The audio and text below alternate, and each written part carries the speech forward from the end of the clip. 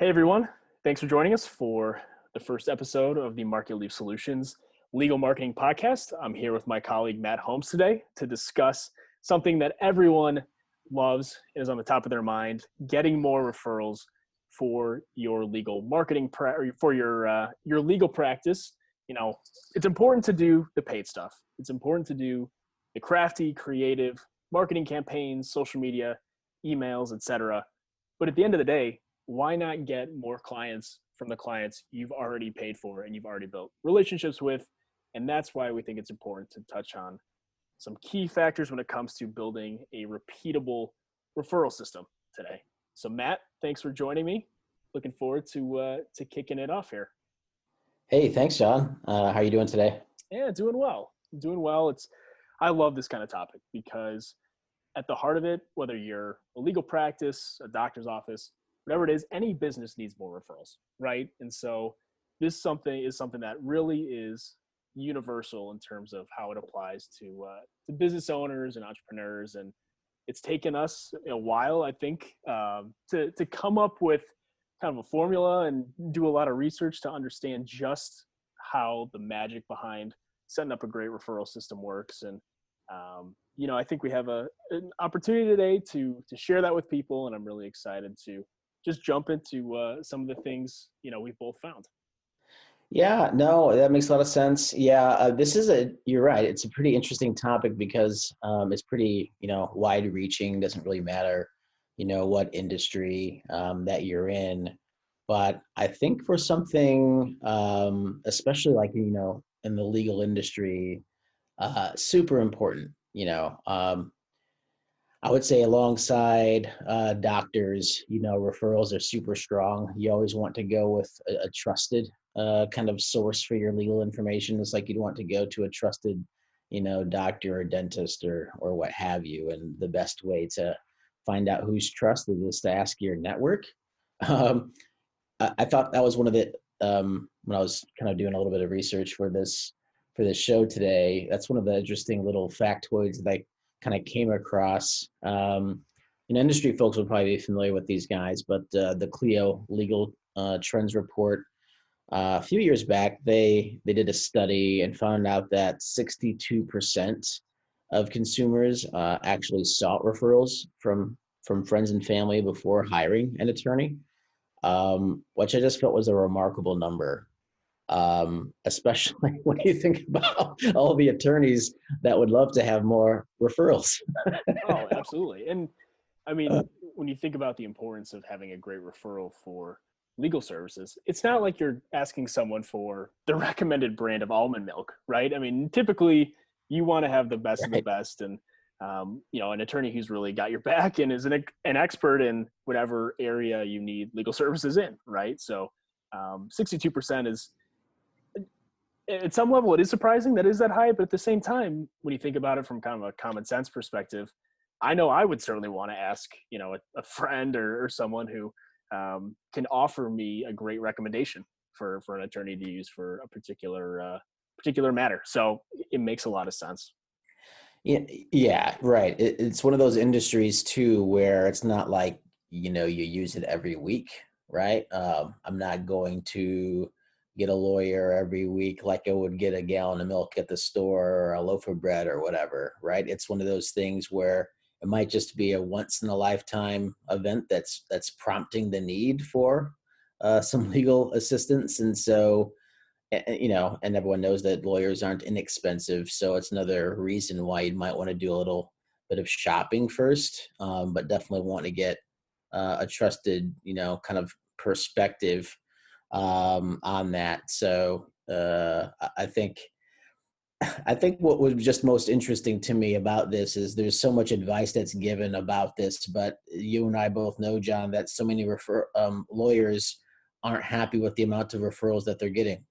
So that's like the disconnect, right? And I think why we wanted to have this conversation because we're seeing that so many people were looking for a strong lawyer to help them out, and on the flip side, so many lawyers are looking for a better book of clientele to do work with, and it's just so odd that there isn't a better meeting in the middle there, right? I feel like there's a dating service, right? Exactly. Waiting in the wings, that should be kind of connecting the dots here, right?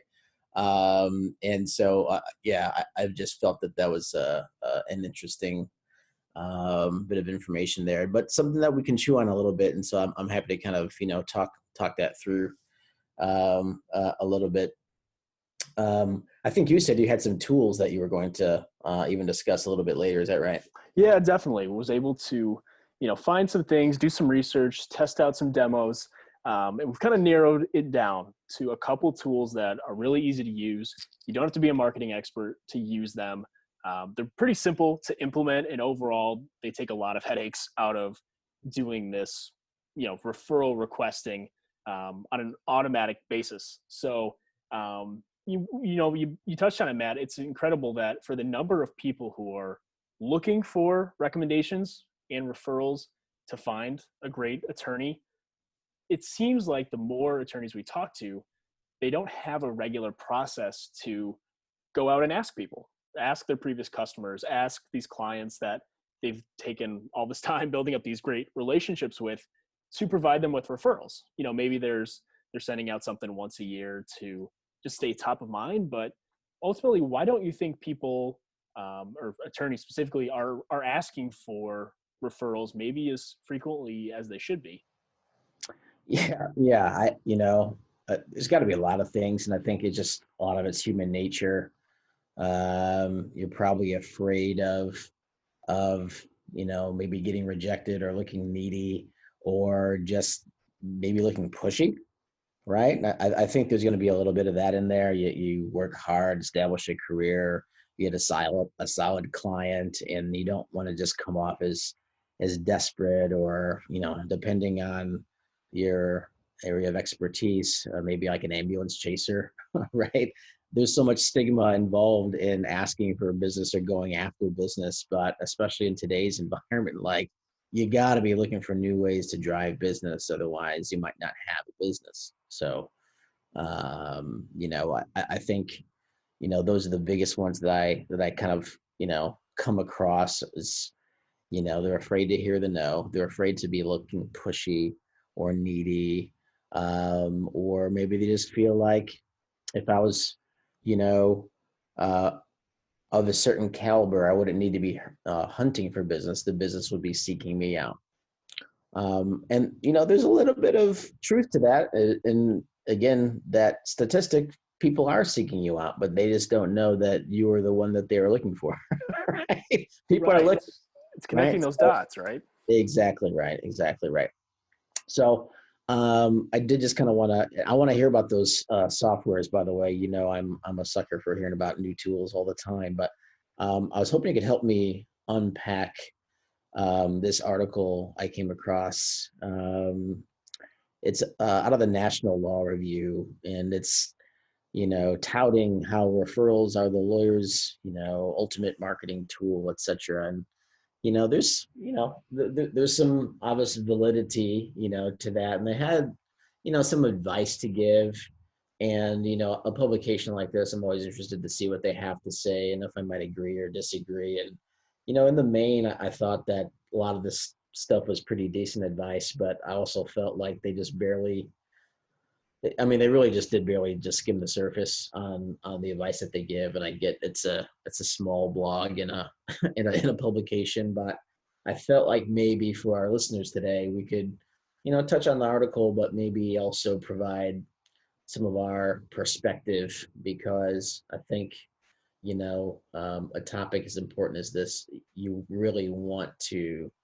Um, I think it's that next level stuff that helps you move the dial. I think that's what I want to say here, right? So I think some of the prescriptive information they're giving is just a little bit kind of touches the surface. I think we could dive a little bit deeper. So if you're into taking that journey with me, I'd love to hear what you think about a couple of these things. Absolutely. And I completely agree. Something like referrals is just, there are too many levels to it to be able to really capture all of that in a blog post. And it's great that, National Law Review is touching on that kind of stuff, but it takes a more robust discussion, I'd say, to really get into how you actually approach people, how you do that regularly, how you do that without coming across as pushy, because I know, at least for myself, and I'm sure plenty of other people, that's a big concern when they're reaching out to people. And you've done so much work and worked so hard to try and build that relationship, and you don't want to jeopardize it, right? So all of those things together, I think, are way more require a lot more conversation than just what you'll come across in a blog post. So let's jump Yeah. right in. Yeah. Okay. So this first point they bring up is along the lines of, know what your clients want. And this is a little bit more like a quid pro quo kind of conversation, if I can go there. First line is, your clients will probably only take time to refer new clients if you're dangling something worthwhile in front of them in order to get them, to do it. And I know they're suggesting maybe free billable hours or a lower contingency, depending on the type of practice that they run. I kind of wanted to get your thoughts on that. Do you think it makes sense to offer like a gift or some type of like, so instead of just straight out asking like, hey, we worked together, we liked working together, do you know of anybody that could, that would enjoy working with me? How, hey, Jack, can I bribe you with some free billable hours to tell me everyone that you know? How does that sit? How does that sit with you? I'm just wondering. It's one of those spaces where I think the legal marketing space is a little bit different than retail or a lot of other places that you and I have some experience in the past. And just in that, professional codes of ethics can be pretty stringent on some of this stuff. So I know there's a lot of hesitation among attorneys to, just play it safe and not really risk anything, because it doesn't seem like a huge area to move the needle and kind of risk the potential ethics violations or anything, right? So I know there are some obvious restrictions there that you have to be aware of and you have to certainly abide by. But I do think that it makes sense for attorneys to think about it in a little bit different way, right? Think about it as an investment in growing their practice, as opposed to, for lack of a better term, a bribe, so to speak, to have previous clients advocate for these attorneys on their behalf, right? I think you have to view it as more of an investment and view it as a marketing tactic or a marketing strategy that you're willing to put your weight behind, right? And so even if that's not necessarily billable hours or something, and again, I'm not an attorney myself, so I can't speak to the specifics of the professional ethics codes and things that I know attorneys have to abide by. It's probably going to But vary by region too. Yeah. but to that point, I do think that, even if it's just regular outreach and things, or regular get-togethers, maybe regular dinners with your clients, whatever is allowed, not to say that you should toe the line by any means at all, but you have to, as an attorney, put your weight behind some of those, some of that outreach, right? You can't just have it be off the cuff, informal. You have to really think about it thoughtfully, and in a way that will show that you're committed to that relationship with that client long beyond the point of finishing up their case or their matter, right? That's my 2 cents in it. But what are your thoughts on that, Matt? I think it's natural to assume that like, hey, it's a huge hassle for someone to think of people who might be, worth referring, or that, hey, if it doesn't work out, they'll think ill of me, or I don't want to bug my other acquaintances with like, hey, I got a guy for that, how will I Right. look then? So I kind of get all that. Um, I think I've always felt that something like this, the spoonful of sugar that helps the medicine go down, is not to be surprising people with it. So this might be like my pro tip. I kind of agree that there's got to be maybe a bit of a scratch my back, I'll scratch yours kind of thing. And, if you're dealing with another professional, I'm sure there's avenues for referrals in the future, but I think if you mention at the onset of the relationship, hey, my goal is to do such a great job for you, that you'll tell all your friends about me. kind of with a smile on your face. It's a little bit tongue in cheek, but once you do an awesome job for them. Hey, remember in the first 5 minutes of meeting, I said, I'm doing a kick butt job for you. And then you're going to refer some folks to me. Well, now is the time when we're going to have that conversation. And I think you would just get a lot of receptive, like, oh yeah, you told me this was coming. So they've maybe even been thinking of it since you planted that seed. That would be like maybe my pro tip. I think this article does a decent job of mentioning, like, yeah, there might need to be a little bit of a reward for the referral, but honestly, you already told them that the deal was, I'm going to do a great job for you, and then you're going to find me some good people to talk to. It's not always going to work that way so easily. Like, yeah, there'll be somebody there, but I think as this conversation will divulge, it's not just a one-time ask, it's an all the time ask. And it's about how often you ask, and it's about when you ask.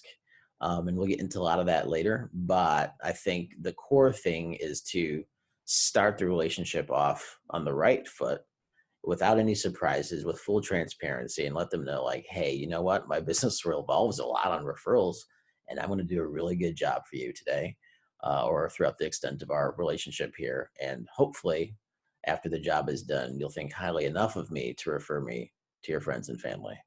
And that's just a very honest conversation to have. People get it. My realtor has that conversation with me, and I've referred him all around.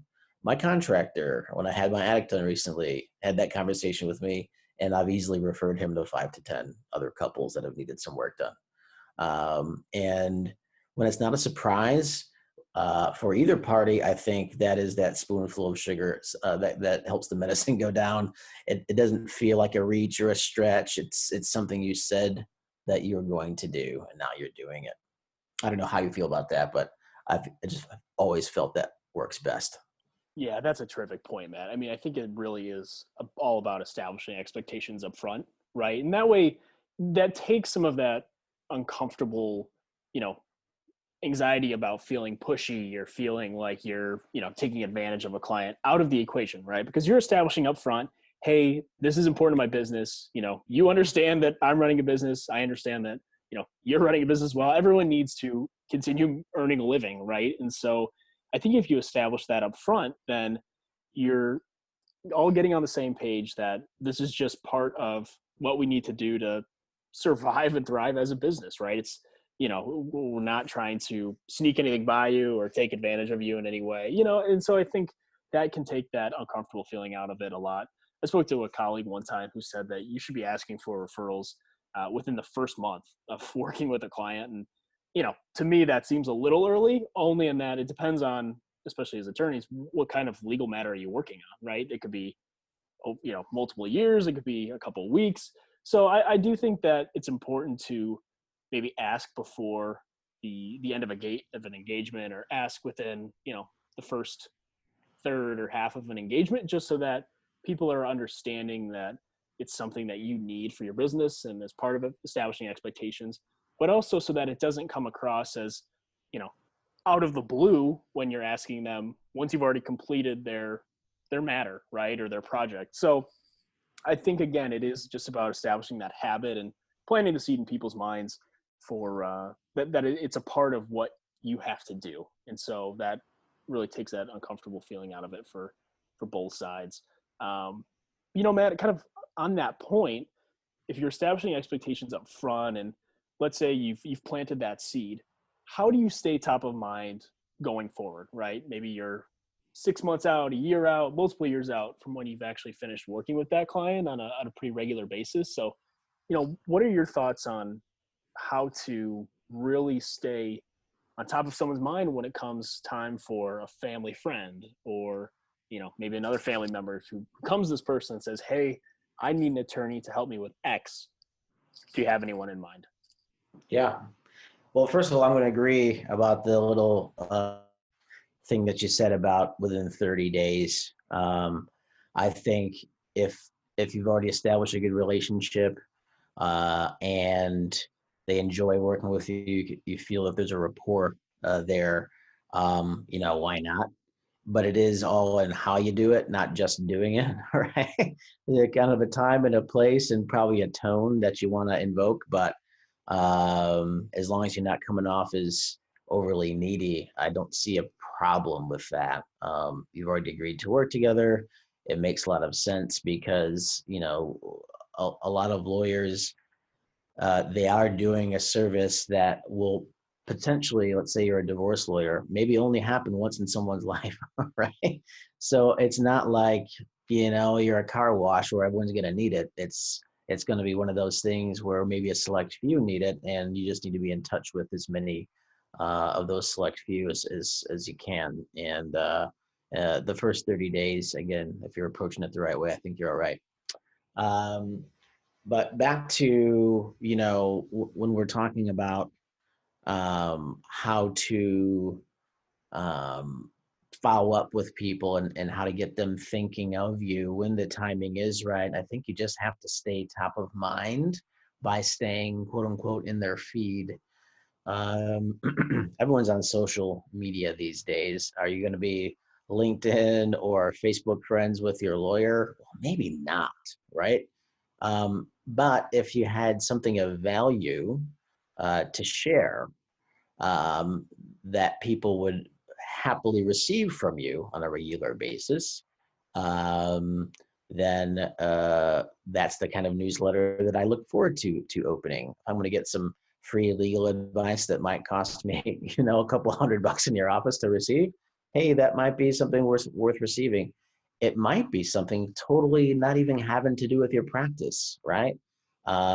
Maybe you just happen to be a golf buff and you're ranking all the top courses in the area based on, a playthrough and how well the greens are manicured and the crowds every other Sunday or whatever the case may be, right? If you can add value in some way and some kind of top of mind follow up, that's always kind of very helpful. I'll give you like a B2C example. I think there's lots of variation in the legal industry to where you might have to think of what would suit your audience the best. But um, there's a guy that I follow on LinkedIn. His name is Josh Braun, and he's a cold outreach kind of specialist. And he gives an example of a top of mind follow up cadence. He gives an example of someone looking to buy a barbecue. He was looking to buy a barbecue, and so he wasn't in the market for it like right now, but thought possibly he would be in the future.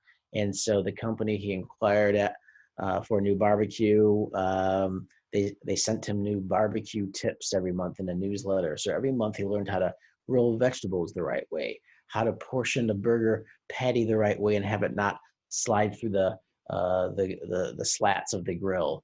The next month, how to sear a steak correctly. And the next month, how to actually cook a pizza on a grill. Where by the time his grill finally rusted out of the bottom and he actually needed to not just repair it, but actually replace it, he knew who to go to because this entity, we'll call it the barbecue guys, barbecue grill company, had stayed top of mind by consistently putting a deposit towards the relationship in the form of content. Teaching lends itself to credibility. So I would just recommend anyone think of ways that they can add value. What could they teach? What could they share? What is it that they're doing on a regular basis that could add value to someone's life? And try to do that in some type of follow-up. Emails make a lot of sense. I've seen some folks have great success with handwritten letters regularly. There's companies out there where maybe for $2 a letter, you have someone write out your message for you, and you can have that done at scale. $2 a letter is not the cheapest thing. It's definitely more expensive than an email or a 42-cent stamp or whatever they're charging for stamps these days. But do you think a handwritten letter once every single month, sharing some value could add some impact, especially when you need a referral eventually, and remind them, P.S. I hope you're enjoying these, little pieces of information. If you could ever refer someone to me that's in the need of, some legal advice, please send them my way. That kind of messaging goes a long way when you're giving more than you're asking. That I think that's the succinct way to put it. Give more than you ask. And so when you do ask, it's not going to seem like such a bother. Well, I can't say that I'm currently in the market for a grill, but hey, given that it sounds like he now knows how to make a pizza on a grill, I think I may have to find my way over to these That's still grill me, right? guys, But that's a great point, man. I mean, I think it's all about how you continue to stay relevant in your clients' lives, but in a way that's authentic, right? You never want to come across as inauthentic in any way, because then that starts lending itself towards that uncomfortable feeling, right? So um, the grill story from Josh is a great one. I just heard another person the other day mention that I believe maybe it was their realtor or someone had sent them a magnet of the Chicago Bears schedule, right? And just said, hey, Right. hope you're doing well. If you're like me, you're sitting on the couch every Sunday, but I can never find what time and what channel the games are on. So hope you find this helpful, right? And I thought that was really, really something because, you know, especially for a realtor, their business is putting people in homes that they want to be in, right? And so part of enjoying your home, I guess, on a Sunday, well, I can't say if you enjoy it as a Bears fan, given the stress that comes every Sunday with watching the games, but the point is just that it was a way to really authentically connect with that person's customers. And, I was thinking about this again, there are so many different areas of law that you can apply this to. But even if you're, a family lawyer or someone who's focused primarily on kind of, financial transactions, estates, wills, people right now, especially during COVID, are a little, a little tense with respect to personal finances and how things are going to shape out with the market. And I'm sure they're thinking a lot about their future, right? So one example, this might be on a monthly basis, sending just a, quick checklist of maybe 3 questions to ask yourself to make sure you feel comfortable about your retirement or saving for your kid's college fund or whatever it may be. And some people may be sitting there thinking, well, that's more for, personal finance professional or advisor. But really, you want to start thinking about those questions in advance so that if you need a legal document or you need a will or you need to set up a trust or something to take care of yourself and your family and everything, at least your attorney's kind of thinking about those things with you and serving as that partner, right? And I think the handwritten letters is a terrific way to connect authentically with people too, because nowadays we are getting some kind of spammy print mail and ads, or we're getting a ton of emails, or even now starting to get text messages that are kind of spammy. So people like seeing something that's handwritten, addressed to them personally. It feels special. It's a really great way to just feel like someone has taken the time to reach out to you, and especially given the nature of a relationship between an attorney and a client. A lot of times you're dealing with emotional matters or sensitive matters, and it always feels great to have that knowledge that that person has your back, right? And you can trust them. So completely agree. Absolutely. And can I also tell you that the handwriting on these handwritten letters is actually legible, which is more than I can say about mine. I am right there with you. I write a check every odd month, right? And that's the extent of it. And luckily, but I don't do that for a living because I get fired immediately. But it's clear that I type more these days than not. Yeah, anyone who doesn't think that, estate planning is a good idea has clearly never been through probate, but I highly recommend it. Little sidebar there. So one of the other bits of information that this article kind of wanted to tie in, and I think we've been kind of dancing around this next topic, was having a top of mind kind of sequence of sorts, or just a kind of a way to kind of stay front and center. But one thing that people don't often do is a kind of a tag along to that, or a tack on, is just making it public, right? Like there's no rule that says, like on your website, that you can't have a little tab that says referrals. So anyone that visits automatically knows that, like, well, that's where I could give you a referral if I was so inclined to give you one. or maybe it's a landing page on the site that you give to everyone in the bottom of every email that you send them in a follow-up email sequence that says, hey, got a referral? And you send them there. Maybe when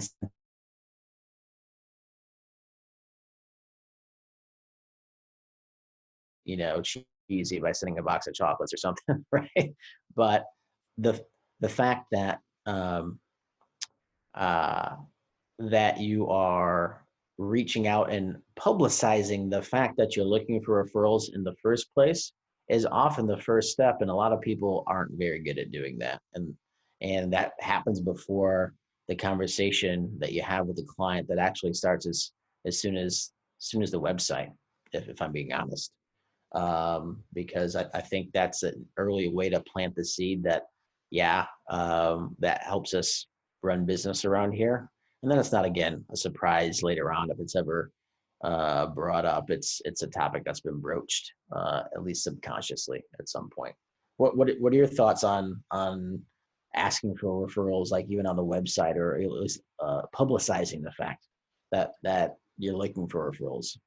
Yeah, I think it's an important part of building it into your process, right? And turning referrals not into just something that's a casual, informal exercise you do, but something that's actually part of a process and part of a very focused business development and marketing effort, right? Because I think people need to start thinking about it in terms of it's a tactic. It's not just something that you kind of do casually. And so if it's a tactic, there's a certain objective to it.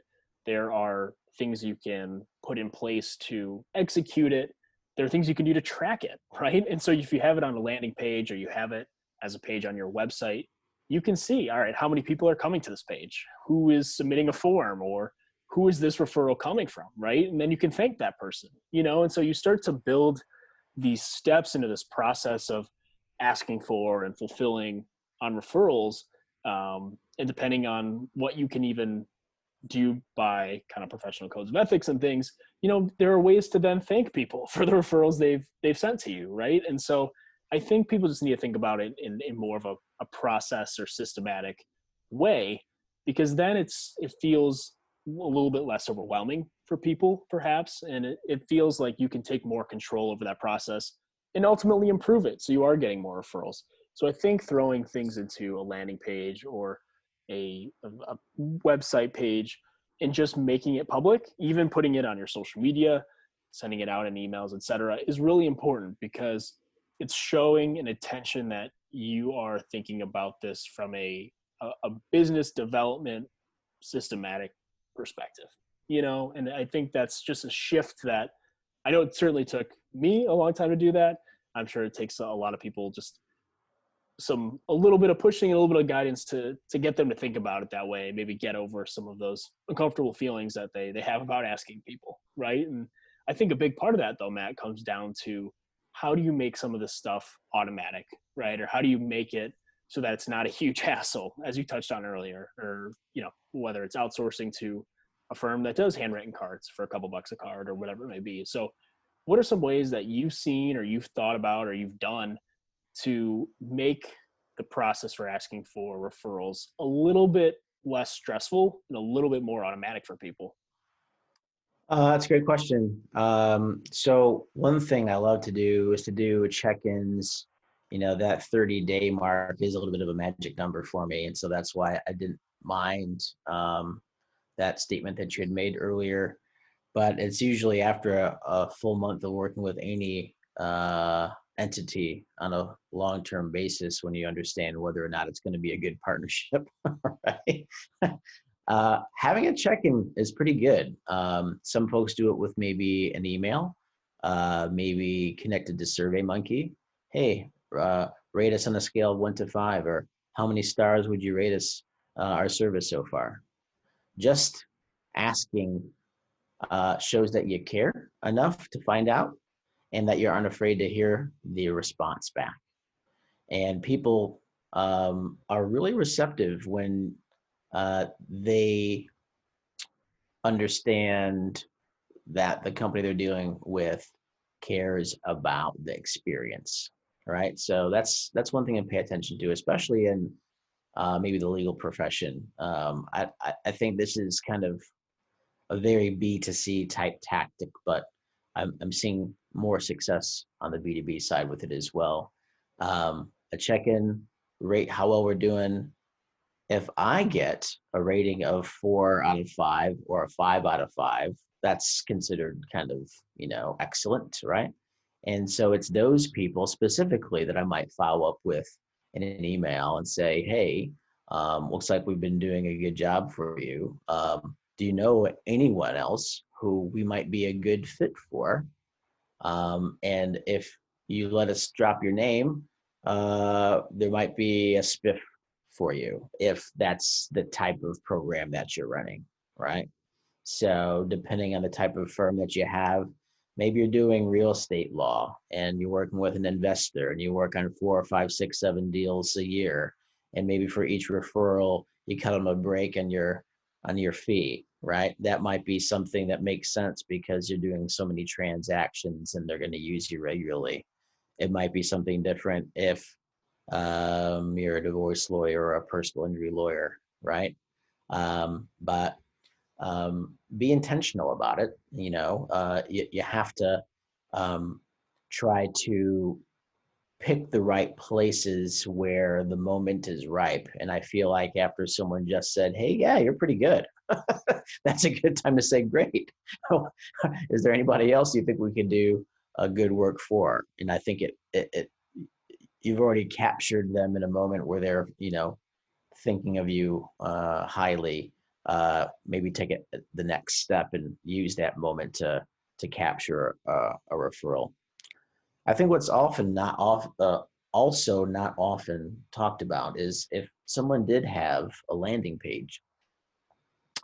Let today's digital marketing kind of 101 stuff work for you. So you can put a Facebook pixel on that landing page. And if it's specific to referrals, you can bet that anyone that got sent to that landing page, you sent there.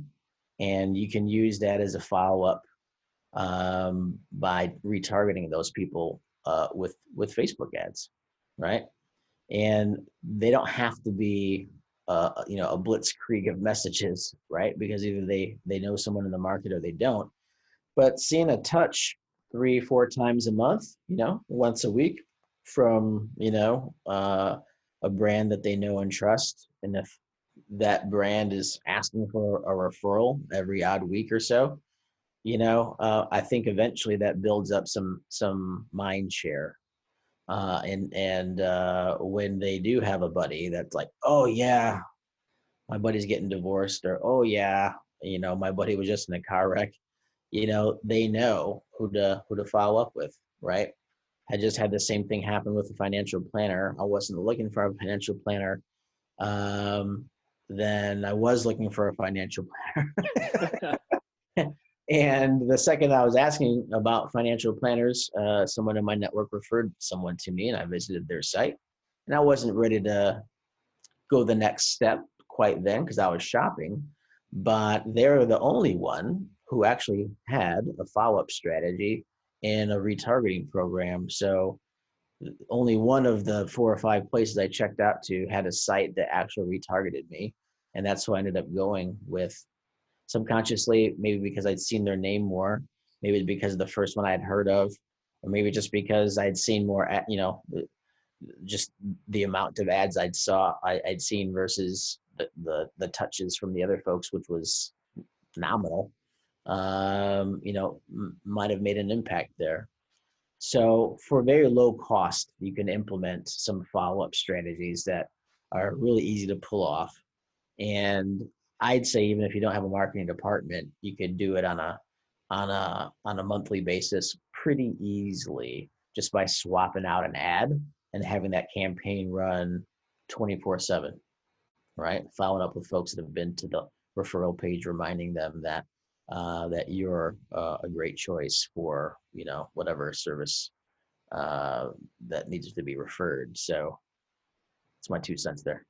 Yeah, and I'm glad you touched on just the the regular follow-up, right? And doing the check-ins at a regular basis and getting those scores, getting that feedback, seeing how the customer is viewing your relationship, because ultimately that really determines whether they will refer you to someone or not, right? And I've done a lot of research into how do you just try to do some of this stuff in a more automated way, because attorneys are busy, we as marketers are busy, everyone's busy, right? And so you don't necessarily have time to sit down with a client or sit down with past clients on a regular basis just for the fact of saying, hey, can you give us a score, give us some feedback, and see, how can we make sure that we're putting ourselves in a good spot to have you refer us to one of your friends or family members, right? And so one of the tools I actually came across to do this was a software called grade.us, or Grade Us, which is Oh, sure. and because I was looking for something to be able to kind of help our business do this on a more automated way, because it is timely, or it is time consuming, does require some effort.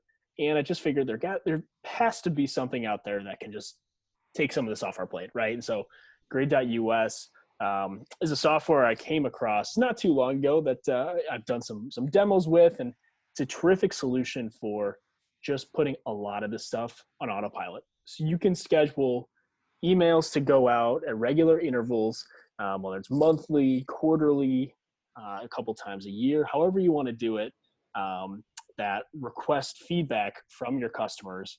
You can send them like a reviews link where they can give you a score. They can do a net promoter score. You can do smiley faces. You can send them all sorts of stuff and just Yeah, say, hey, how do you feel about us? How did you feel about our service? Did you like working with us? Would you refer us to someone? Do you know someone who can refer us? And you can collect all that stuff, right? And so, what's great about it too is you touched earlier on the 4s and 5s, right? And connecting with the people who really sure. like you. Unfortunately, for every business, sometimes there are going to be a couple 1s and 2s, right? Yeah, Sometimes people yeah, just don't have a good experience, and it's not always your fault as a business or as an attorney, but it can just be that maybe they're not a great client, right? Or maybe they got other things going on that are clouding their perception of you and your firm. And so what's great about it is it'll actually, based on the feedback, parse the responses into the positive ones and the negative ones. And you can do a great job of being able to address those individually and say, hey, I'm sorry you don't have a great view of us right now. Why is that? What can we do to make your experience better? Because we don't want that to happen again, right? And obviously, those may not be people that you're asking for referrals, because maybe they're giving you some negative reviews. But at the same time, the 4s and 5s, or maybe it's a 3, right? Which could be leaning both ways, and maybe the follow up in the way you continue that relationship going forward ultimately pushes that to a 4 or 5, right? And gives you some momentum towards having that person recommend a family member or friend to your practice. So I think a tool like Grade US is awesome, because it just allows you to get a lot more detail into how customers are thinking about you and why or why not they may be referring you to someone in need for your services. So, that's one. Another tool I came across is Podium, which does a lot of the same things, but does so by text message. So, oh, Matt, you and I know that text has a much higher conversion rate than emails these days. It's kind of the new wave for sending out customer communications and things, but people haven't necessarily started using it for requesting referrals and asking for reviews and that kind of stuff until now. So a tool like Podium is great to actually do so by text message, just to really kind of put that same thought out there to your clients in a way that maybe you'll just get more responses, or you'll get them quicker, just because people are more likely to respond by text message or hit something in their mobile browser as opposed to you know what? their desktop inbox. So those are just Yeah, a couple things I've seen. And I think there's some great tools that are starting to get a lot of traction into helping people just take this stuff off their plates, but still keep those relationships with clients alive. really like those two solutions, John, and this Podium one in particular. I think is a really good example of a company understanding where there's room in the market and then filling a space there are lots of, SMS text marketing kind of like tools out there right now. But for the referrals specifically, I think that makes a lot of sense. I mean, especially when, we're all tied to our phones even more than ever, these days. I have a bit of a e-commerce kind of background, and I think it was back in 2016 or 17 when mobile finally overtook desktop as the primary method of search, right? So once smartphones, it seems crazy to think about. Like at one point, folks didn't use their phones for the internet. But The no, Stone Age, man. It's the Stone Age. yeah, nuts. And it's so crazy how much, Apple iPhones and stuff like, led the way and just to just a different way of just transacting business. It's kind of mind blowing when you think about it. But now that that's just the new normal, and it's just every part of our day. And my 3-year-old knows exactly how to do lots of things on my phone, um, including send text to people she shouldn't. Um, this is a really easy way to stay top of mind because uh, when inboxes are cluttered, there's another good way to get a hold of people in an instant and get right to the top of the inbox because your texts, unless it's during political season, shouldn't be too crazy. Right. Um, and whether it's transactional, like, hey, your package is here, or your reservation is, you're ready, or your car is about to be delivered from Enterprise or whatever it is, this is just the natural next step. And I'm excited to see where these guys go because I could totally see people having a good experience using this tool. That's actually really cool. I'm glad you shared it. Yeah, definitely. It's taking something that's we all kind of take for granted, right? And being able to send a text and now continuing that in kind of a more personal way with your clients, right? And I would say that it's still really important to make sure that's coming across as authentic, right? Because our text inbox, so to speak, is a really personal place, right? It's where we're talking to our friends, our family members. And so you don't want something coming across that really seems like spam. You still want it to be very relationship driven, right? And I think phrasing and how you script some of that stuff out is really important, so it doesn't come across like you're kind of violating someone's privacy by entering that text inbox that people do consider to be really personal. So I, as with any messaging, whether it's emails, ads, whatever it is, you just want to make sure it's coming across as authentic and that you do have that connection to build off of, because people do view their texts a little bit differently than their emails and other forms of communication. So That's a good point. Yeah, this is a great full. You could still follow up via email, but to take it the next level, asking for the referral via text versus an email might have that added cachet. Is like, hey, you only share this number with us because you like us. right.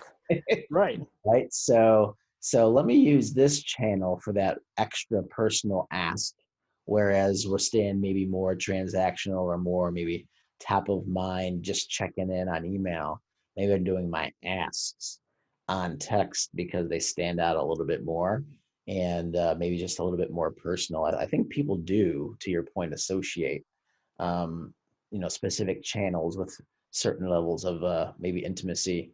So no, that's a very valid point. I love for there to be a test on that or a survey on it. There probably is one that exists that I'm unaware of, but no, that's definitely certainly something worth an A/B test. Yeah, we'll definitely have to try it out here at MarketLeaf and let our listeners know how it goes, because I think there's something certainly to that, and we still need, I think, more people to utilize those channels to really get good data. I don't know what that'll look like, but definitely something that we should all be keeping in mind when we're sending out those kind of business messages or referral messages on those more personal platforms for sure. So I know we've had a pretty thorough discussion here on referrals, Matt. So I kind of want to just sum it up in a nice, neat package here for our listeners. We've talked about the importance of getting over that level of feeling uncomfortable, right? Establishing expectations up front, trying to schedule things in a regular, systematic way so that you are making sure that the client understands and you understand you're all on the same page, that getting referrals is just a part of your business, right? It doesn't have to be an uncomfortable process. It's just something that you need to do to keep your practice living and thriving. And any final thoughts on some key things or some key insights you maybe want to leave with people today about either the importance of referrals or some things they should keep in mind as they're going through this process of reaching out to their customers? Any kind of hidden nuggets that maybe we haven't touched on so far? I don't know if I have any hidden nuggets, but I think we're in the wrap up phase, right? So I'll keep it succinct and just say, there's that old, parable, the best time to plant a tree is 20 years ago. The second best time to plant a tree is today, right? You just got to get started, right? So if anyone out there is wondering, like, should I start a referral program? How should it work? Don't get caught up in the minutia. Just get caught up in starting, and refining things after you start will be a lot easier than worrying about where your next referral is coming from. Put one foot forward in front of the other, take baby steps. You can even work with a company like MarketLeaf. We might be able to show you a few things as far as how to do it the right way. But I think getting started and deciding to be intentional about getting started with a process and with a methodology is the very first step to take. Everything else really just comes from there. It sounds a little maybe a bit, cliche, but it's really not a science as much as it is like build it. It will come because you don't get what you don't ask for, right? And that's as simple as that. Yeah, I think that's a great point. And it really comes, I think that's that's a great advice for really starting any particular project with your business, right? I think the best advice I know I ever received in my professional career was the people who execute are the ones who get paid, right? And so you do just have to get started. You got to start throwing some messages out there, even if it's rough, right? It doesn't have to be perfect to start. It can be a minimum viable product, so to speak, to Yeah. use some entrepreneurial, buzzwords. But completely agree. You just got to get started some way. Try to get over that feeling of pushiness or something you may be feeling, because people understand. People know you have a practice to run. People know you need more clients to keep your business going. So I think that's definitely something that you just got to jump into it and see where it takes you, and then you can start refining it as you get going down the road. So Matt, thank you for joining me for a great episode of our MarketLeaf Solutions Legal Marketing Podcast. Everyone, thanks for tuning in today. Check out other episodes of our podcast at marketleafsolutions.com, where we cover tips and tricks and everything you maybe need to know to help your legal practice keep running, keep getting clients in the door, and ultimately thrive to the level you want it to thrive at. So Matt, thanks so much again for taking the time today. We'll circle up again soon and see you for our next episode. Yeah, thanks for having me out. It was a blast.